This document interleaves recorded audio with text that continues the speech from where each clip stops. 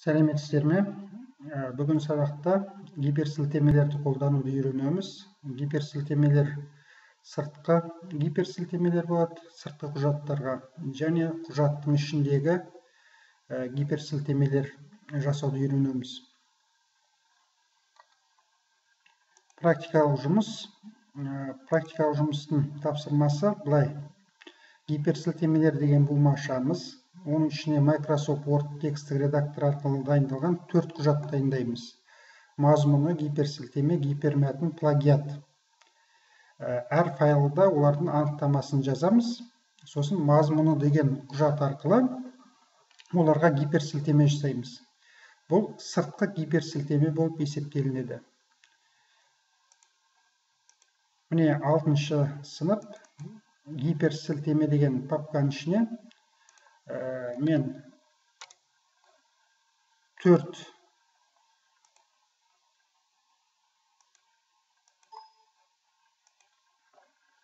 құжат жасалынды.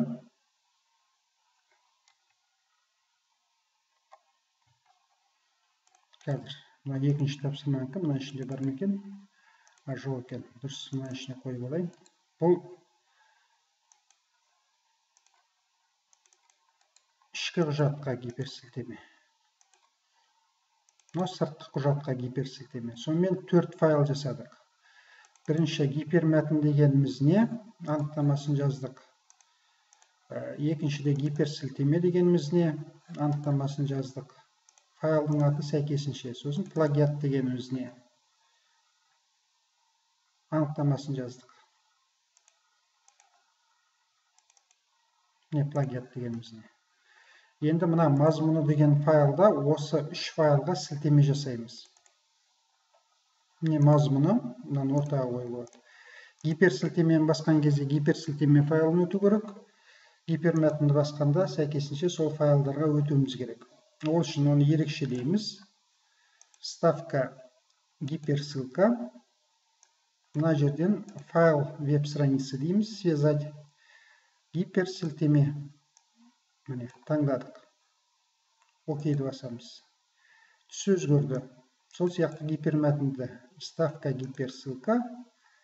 Гипермәтін. Окей. Үшінші. Ставка гиперссылка. Плагиат. Окей. Құжатты сақтаймыз. Менді мына жерге әкелгеннен кейін Ctrl пернесін бассаң дейді. Ctrl-ды басып тұрып, мынаны басып қалған кезде гиперсілтеме деген файлымыз ашылады. Сәйкесінше мына жерге әкеп Ctrl-ды басқан кезде сондай файл ашылады. Ctrl-ды баспай бірден өтіп кету үшін мынандай настройка жасаймыз. Файл, параметры, дополнительно, Ctrl плюс щелчок дегенді алып тастаймыз. Енді мына жерге әкелген кезде бірден басуға болады, өтуге болады құжатқа. Бұл гиперсілтемені ұйымдастырудың, сыртқы гиперсілтемені ұйымдастыру болып табылады. Енді құжат ішінде гиперсілтемелерді орналастырайық. Біз мынандай мазмұны гиперсілтеме, плагиат, гипермәтін деген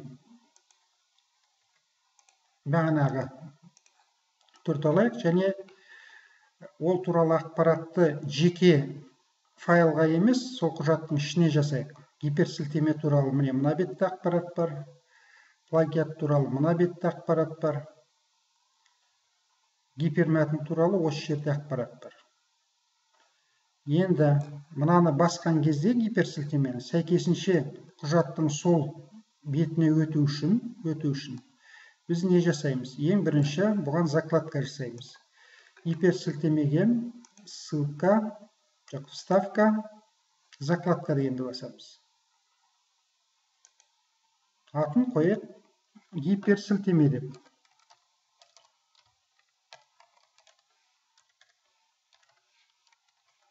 Добавить. Екіншісін мына жерге әкеліп қойып, бұның атын плагиат деп қойып. Закладка, жазылып тұр, плагиат дейміз. Плагиат. Добавить. Үшіншісін гипермәтін. курсорды қоямыз. Закладка, гипермәтін добавить. Енді закладки дегенді бассақ, бізде 3 түрлі закладка бар екені көрініп тұр. Енді мына жерге өтеміз да, гиперсілтемені ерекшелейміз. Вставка гиперссылка, место в документе, гиперсілтемені таңдаймыз. Окей. Ерекшеленді. Плагиатты ерекшелейміз. Вставка гиперссылка, плагиат. Окей. Гипермәтінді ерекшелейміз. Вставка гиперссылка, гипермәтін. Окей. Енді сақтайық. Енді мына жерге кеп, бір рет мышкамен шертіп қалсақ, гиперсілтемеге келеміз. Құжаттың сол бетіндегі. Плагиатқа кеп бір рет шертіп қалсақ, плагиатқа келеміз. Гипермәтінге кеп бір рет сол жақ берінен шертсек, гипермәтінге келеміз. Сөйтіп біз құжат ішіндегі гиперсілтемені жасадық.